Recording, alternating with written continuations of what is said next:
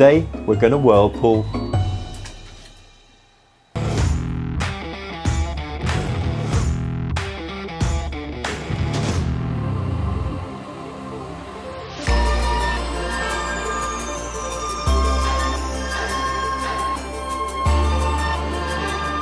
Hi, I'm Martin Keane. I'm taking the Homebrew Challenge to brew 99 beer styles. Today I am brewing a Baltic Porter. Now this is a beer that's common to the Baltic Sea area, and it's designed to get you through those long, cold winter months. Now this is a beer that is a high gravity, complex and malty lager beer.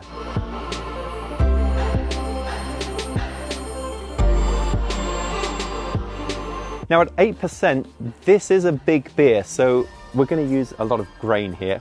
For the base malt, we are using primarily Light Munich malt. I have 10 pounds of Light Munich here, and I'm going to combine that with 5 pounds of German Pilsner malt. So that will give us quite a rich base for this beer.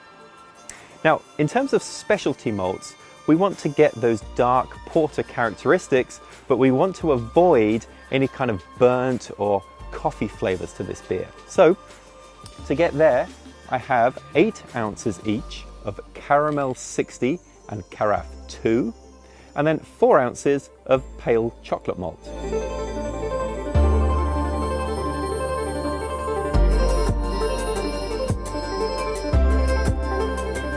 So I'm hoping whirlpooling will bring me 3 advantages. First of all, it will mean that all the particulate in the hop kettle will end up in the center of the hop kettle at the bottom, giving me clearer wort, through something called the tea leaf paradox. Secondly, I'm hoping for better hop utilization of my aroma and flavor hops when I add them in the whirlpooling stage, right at the end of the boil. And thirdly, I'm hoping this will make it easier to chill my wort, because instead of taking my paddle and stirring the wort while it's cooling with my immersion chiller in there, it's basically going to stir itself. So what do I need to do to convert my unibrow system to have a whirlpool? Well, first of all, I have this. This is a whirlpool arm, and this goes inside one of the ports in my kettle, and then the liquid will flow through here and then come out at pressure through this.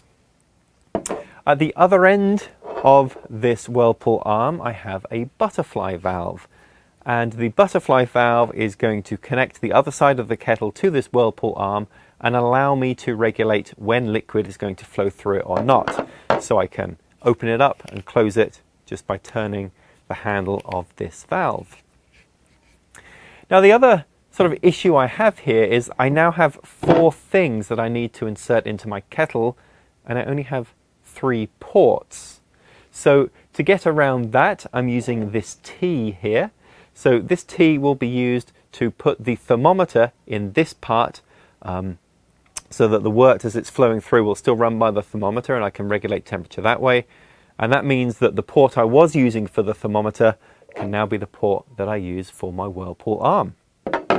So those are those 3 components. Let's go set it up.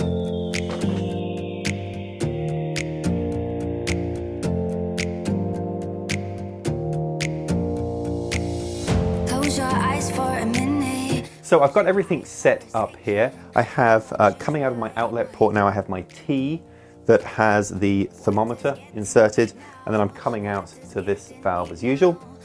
And then around the side, I've got my valve that is connected to my whirlpool arm, but that's not connected to anything right now because I'm about to start mashing and I don't need to whirlpool.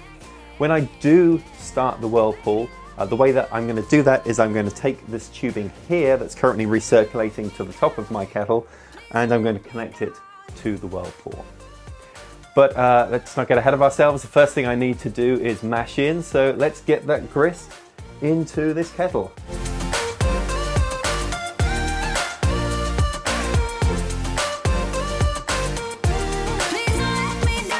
Mashing in here at 152 Fahrenheit for about 60 minutes, trying to get to a pretty beefy pre-boil gravity of 1070.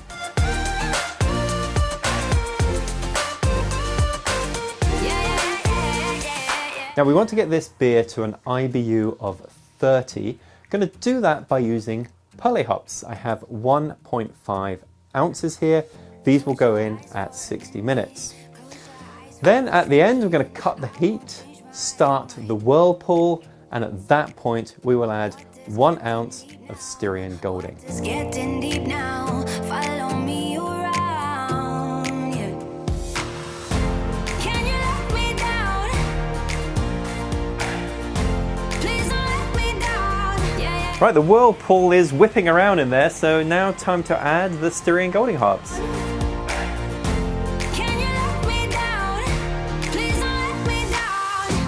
So I ran the Whirlpool for about 10 minutes. The temperature sort of ranged between 195 to about 185. Now I've moved my sanitized immersion chiller into the kettle and I'm running water through that, cold water, to now start the chilling process.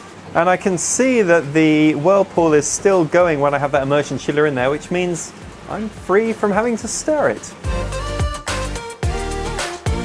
I've now disconnected the hose from the Whirlpool arm, put it into my brew bucket, and I'm going to pump into there.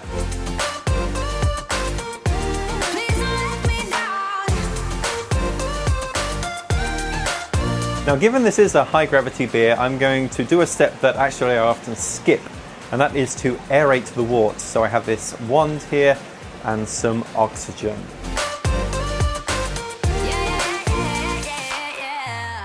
So the gravity came out at 1083. I was looking for 1082, so that's really on the money. I've now moved the beer into my chest freezer to cool down to 50 Fahrenheit, at which point I'll add my yeast. This is WLP 830 German lager yeast. As for the Whirlpool, well, it seemed to work really well. It was great not to have to stir the wort as it was chilling, and hopefully we got some of those hop aromas into the beer by whirlpooling them. But there's only one way to find out. That's to taste it.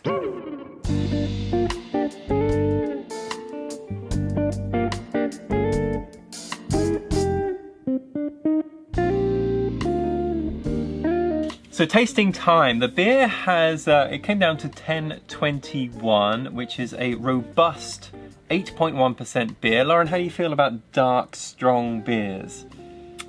Well, I think I've already said before that I'm not a big fan of dark beers. I like strong beers, but dark beers is not my forte. So I'm excited to kind of try this. Yeah, well, let's see what you think. So this is Baltic Porter. Okay. Similar a little bit, I think, to an English Porter, but much stronger. A bit more of a malt taste to this. So let's first of all take a look and see what we think of the colour. It is Dark. Dark, yes. It is dark, as we were hoping for. How about aroma?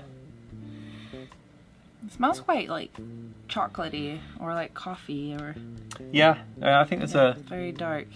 Sort of a roasty smell to it, right? Yeah, I smell the roastiness, yeah.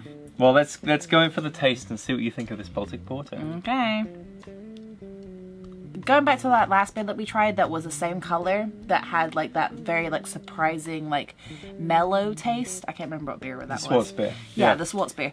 So it looks exactly the same, so I guess I was like hoping it would be this like taste like that, but this is also surprisingly very good. So it's, yeah, the Schwarz beer is a black lager and it looks like it's going to be very roasty and it really isn't. Mm-hmm. This one I think is a combination of roastiness and quite a bit of sweetness. Roastiness is actually quite mild for roastiness, and the sweetness, it's like an imperial milk stout or something to me. I'm not getting, I can see that. Yeah, not really getting the sort of strong coffee or burnt flavors at all. No burnt, no, not too much coffee. I could smell the coffee, but I can't taste the coffee. Hernan and I have been saying that the last few beers that we've done have all been quite strong beers. Would go great with mature cheese. Oh, I love cheese. Yeah, we should be doing tasting pairings, really. Apparently he's getting cheers? He's getting cheese. But I'm just gonna sit here awkwardly. And welcome to Lauren and Martin's Cheese and Beer Tasting Session. Yay, cheese! So we've got extra mature cheddar from Australia. Oh. Let's see how that pairs with this dark beer. Okay, hold on, we're gonna smell it. Smells Mature. and cheesy. Do you not think that really complements the beer? Holy moly. So we both did a different thing because you finished your cheese and then drank, and I still had cheese chewing and drank, and that was delicious. Oh, well, how about... So, okay, how about this? What? Are you dipping your cheese? Well, that's basically what you did. 15 ways to get more fat. This. Yes, as if the calories in an 8.1% beer were insufficient. Now cheese. We have basically saturated fat on a plate. So the cheese is so good. So good. So what are we rating now? The cheese or the beer? Well, no. We're rating the cheese and the beer together. How do we think they pair? Great. Right. I'll drink to that. Cheers. Cheers.